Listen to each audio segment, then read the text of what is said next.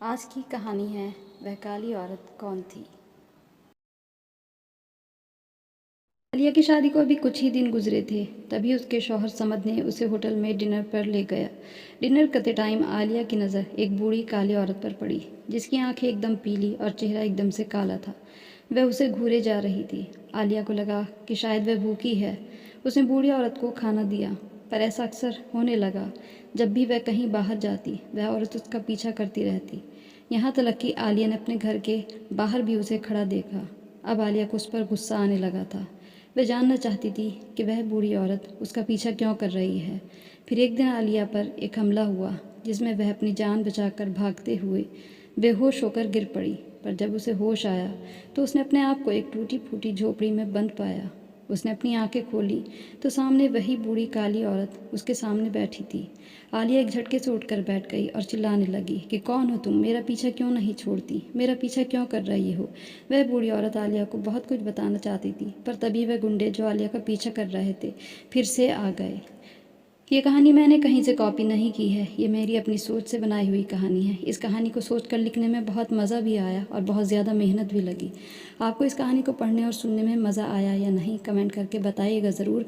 अगर कहानी अच्छी लगे तो इसे एक प्यारा सा लाइक दे दें और शेयर कर दें। यह कहानी एक ऐसी लड़की की है जिसने अपनी समझदारी और हौसले से असली मुजरिम को कानून के फंदे तक पहुँचाया। उस लड़की का नाम आलिया है।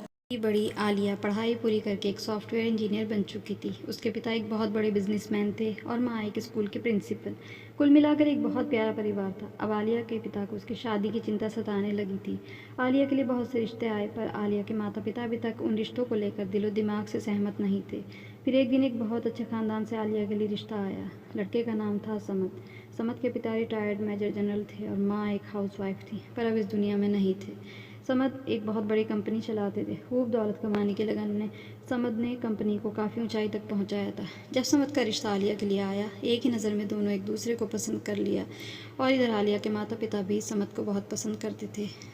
समद हर तरह से उनकी बेटी के काबिल था। एक दो मुलाकातों के बाद समद के माता पिता ने आलिया की मंजूरी लेकर रिश्ता पक्का कर दिया और एक महीने के अंदर ही शादी की तारीख भी रख दी गई।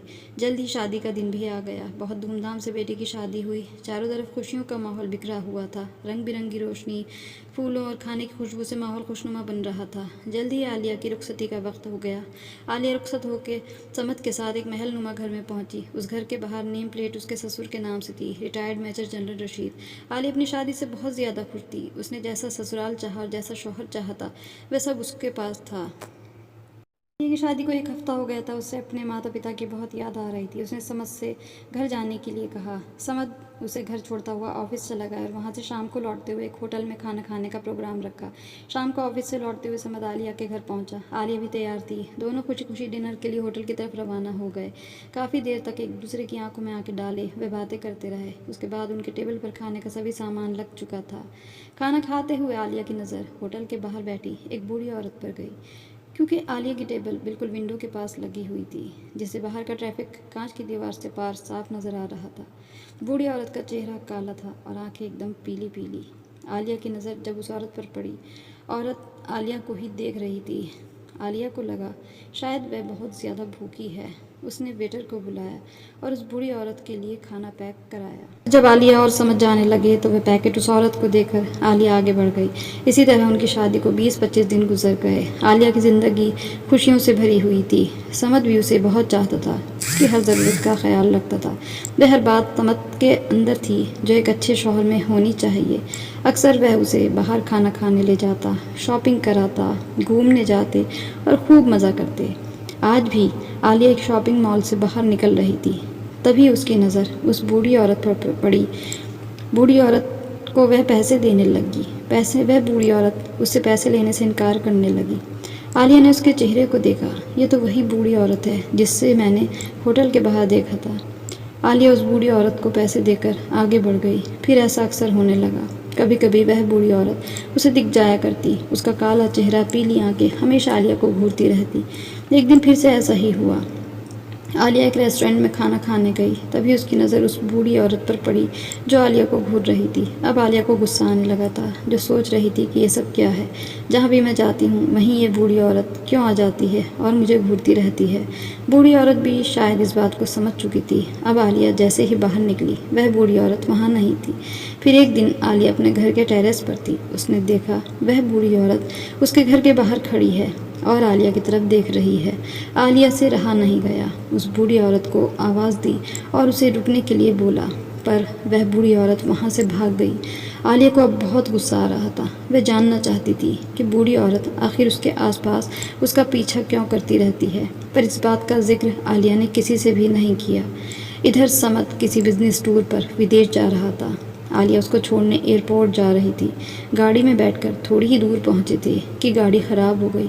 समद और आलिया जैसे ही गाड़ी से नीचे उतरे, उनकी गाड़ी पर ज़ोर से किसी ने पत्थर फेंक कर मारा। आलिया ने जैसे ही घूमकर देखा, बहुत सारे गुंडे उनकी तरफ दौड़ के आ रहे थे।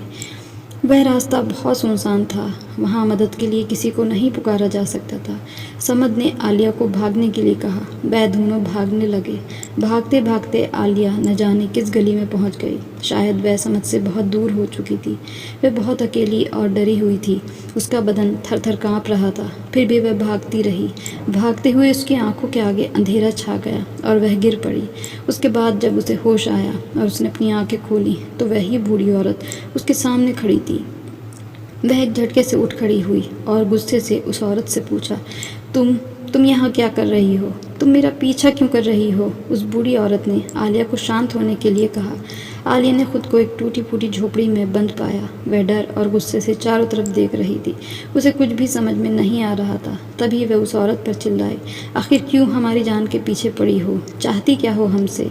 पैसा चाहिए? ले लो, जितना चाहिए, पर हमारी जान बख्श दो। बूढ़ी औरत कुछ नहीं बोली। वह खामोश रही। फिर उसने अपने दोनों हाथ जोड़े आलिया के सामने और उससे बोली, मेम साहब, आप मुझे गलत समझ रही हैं। हमें आपसे कोई लालच नहीं है। मैं तो सिर्फ आपको उठाकर यहाँ इसलिए लाई हूँ कि अगर मैं आपको यहाँ ना छुपाती तो वे लोग आपको ख़त्म कर चुके होते। आलिया ने पूछा, कौन लोग? बूढ़ी बोली, वही गुंडे जिन्होंने आपकी गाड़ी तोड़ी और आपके पीछे भाग रहे थे। मैं काफ़ी दिनों से आपका पीछा इसलिए कर रही हूँ कि मैं आपको बहुत कुछ बताना चाहती थी, पर इस बात से डरती थी कि पता नहीं आप मेरी बात पर भरोसा करो या नहीं। पर बात इतनी बड़ी है कि मैं आपको बताए बिना रह भी नहीं पा रही थी।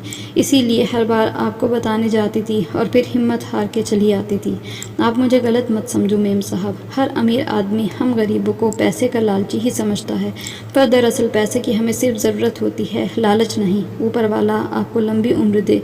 इस बात को सुनकर आलिया का गुस्सा ठंडा हुआ। उसने नरमी से पूछा, बताओ क्या बात है? क्या बताना चाहती हो मुझे? बोली, मेम साहब, मैं जो भी आपसे कहूँगी सच कहूँगी। ये झूठ बोलने से ना मेरा कोई फ़ायदा है ना नुकसान। आपको मुझ पर भरोसा करना होगा। मेरी बात सही लगे तो मान लेना, नहीं तो मुझे माफ़ कर देना। वह जैसे ही आगे बोली तभी उन्हें बाहर से किसी की आवाज़ सुनाई दी थे जो आलिया को मारना चाहते थे। बूढ़ी औरत ने आलिया की जान बचाने के लिए उसको झोपड़ी में छुपा दिया। तभी आलिया को समत की याद आई कि पता नहीं समत किस हाल में होगा, उसके साथ कुछ बुरा तो नहीं हुआ। आलिया के पास उसका फ़ोन था। तुरंत ही उसे समत को फ़ोन लगाया और अपनी लोकेशन भेजी।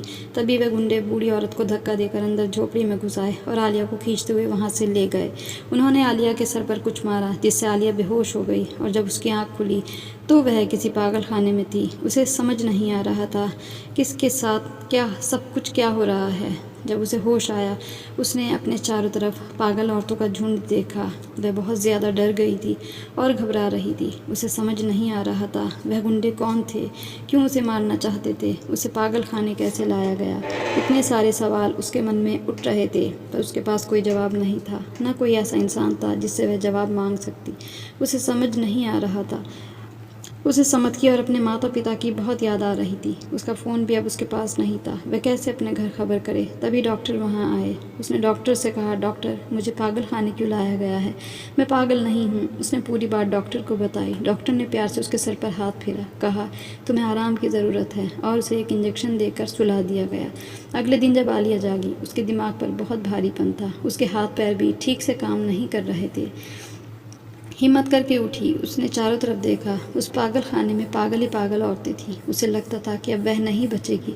उसके दिमाग में फिर से सवाल उठने लगे कि क्या अब उसकी ज़िंदगी यहीं पागलों के बीच में ही गुजरेगी? अब उसका क्या होगा? कौन उसके घर पता भेजेगा कि वह यहाँ है? तभी डॉक्टर फिर से वहाँ आए।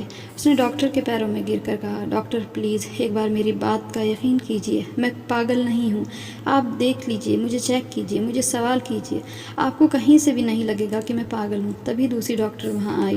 दोनों आपस में बात करने लगी कि वह आलिया को शॉक देंगे। यह सुनकर आलिया बहुत ज़्यादा डर गई। उसने सोचा कि मुझे यहाँ से भागना ही होगा, नहीं तो मैं। आगे की कहानी भाग 2 में।